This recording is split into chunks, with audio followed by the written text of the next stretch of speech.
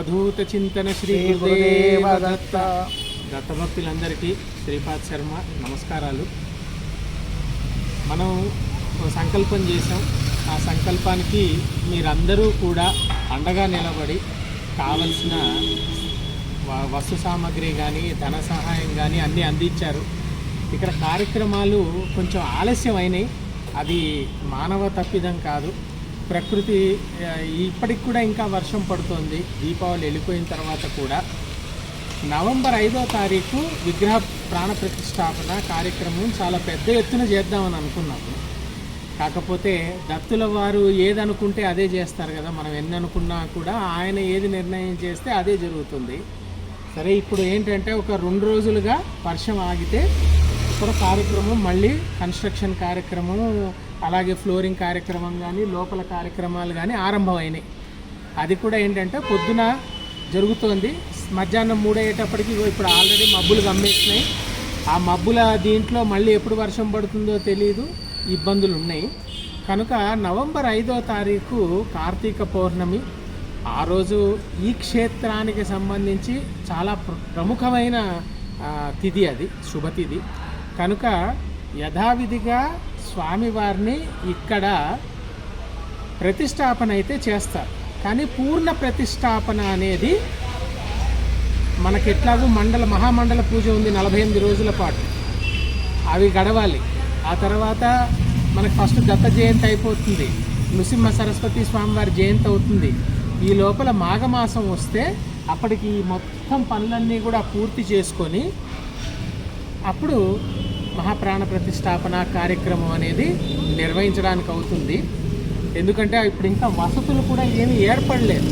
ఇంత వర్షాలలో ఏ పని చేద్దామన్నా కూడా ఇబ్బందులు ఏర్పడుతున్నాయి. ఇవాళ ఆల్రెడీ అక్టోబర్ 27. ఇంకా ఉన్నది మహా అంటే వారం రోజుల్లో ఇన్ని కార్యక్రమాలంటే కొంచెం కష్టమే. కాకపోతే అనుకున్న ముహూర్తానికైతే ప్రాణ ప్రతిష్టాపన అవుతుంది. ఆనాటి నుంచి పూజా కార్యక్రమాలన్నీ ఇక్కడే జరుగుతాయి. మొత్తం పూజా కార్యక్రమాలన్నీ ఇక్కడే జరుగుతాయి. హోమాలు కూడా ఇక్కడే జరుగుతాయి. మొత్తం అంటే మహాప్రాణ ప్రతిష్టాపన ఇంకా మహాహోమాలు ఇవన్నీ కూడా స్వామివారి అనుగ్రహం. వారు మరి మాఘమాసంలో మాఘ పౌర్ణమికి ఇస్తారా, లేకపోతే వారు ఇంకొక ఏదైనా శుభతిథిని నిర్ణయించి నేను కదా చెప్పేవారిని అంటారా, అంతా వారిష్టం.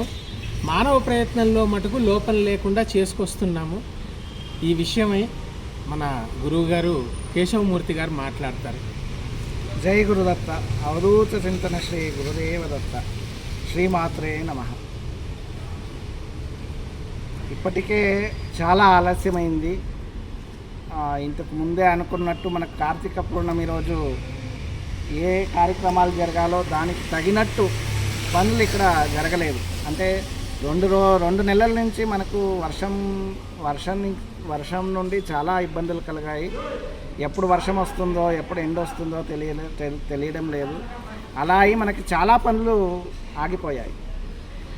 కనీసం ప్రతిష్టకి కావాల్సిన పనులు కూడా మనకు పీఠం తయారీ కూడా అక్కడ శిల్పి ఉండేటువంటి ఊరు కర్ణాటకలోనే ఎక్కువ వర్షం పడే ఒక స్థానం అది.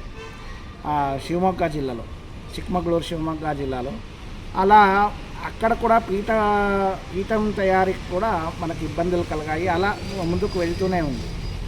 అయితే కార్తీక పౌర్ణమి రోజే మనకు అవధూత గీత కానీ శంకరాచార్యులకి దత్త సహస్రనామం కానీ ఇలా ఉపదేశాలు జరిగాయి. కాబట్టి ఆ రోజే మనకు ఇక్కడ దత్తమూర్తి ముందు మొదటిసారి ఇక్కడ కూర్చోపెట్టాలి అని మన సంకల్పం. అయితే దత్త సంకల్పం వేరేగానే ఉంది. దత్త సంకల్పం ప్రకారం మొత్తం ప్రకృతి అంతా అనగాంబ స్వరూపం. మాత అనగాంబ మాత ఎలా ఆదేశిస్తుందో ప్రకృతి అలా నడుస్తుంది. కాబట్టి ప్రకృతి కొంచెం శాంతమవుతే మనకు అనుకూలంగా ఉంటుంది. ఇప్పటిలో మనకు ఈ యొక్క కార్తీక పౌర్ణమికి జరిగే కార్యక్రమాలు కొన్ని అన్నీ పెండింగ్ పెట్టేసి ముందు అన్ని పనులు పూర్తి అయిన తర్వాతే మహాకుంభాభిషేకము, మహాప్రాణ ప్రతిష్ఠ, మండల పూజలు, దానికి తగినటువంటి అన్ని హోమాలు జరుగుతాయి. ఆ ఒక ముహూర్తము, ఆ ఒక తిథి దత్త సంకల్పంతో, దత్త ప్రేరణతో ఆ గురుదత్తిని ఇచ్చా ప్రకారం ముందు మేము మీకు అందరికీ తెలుపుతాము. అప్పుడు అందరూ ఆ ఒక్క మహాప్రాణప్రతిష్ఠ కానీ, ఆ మహాకుంభాభిషేకం కానీ, ఆ హోమాల్లో కానీ అందరూ పాల్గొనవచ్చు. ఇప్పటికీ ఆ ఒక కార్తీక పున్నమి రోజు మనకి ఇప్పుడు వచ్చినటువంటి ఆ దత్తమూర్తిని పెట్టి తాత్కాలికంగా పూజలు ప్రారంభించి దాంతోపాటు అమ్మవారి విగ్రహం కూడా తయారవుతుంది, అనగాంబ విగ్రహము. ఆ అమ్మవారి విగ్రహం ప్రతిష్టాపన అంతా మహాప్రతిష్టాపన కాలంలో జరుగుతుంది. అప్పటిదాకా నిత్య పూజలు ఇక్కడ జరుపుతూ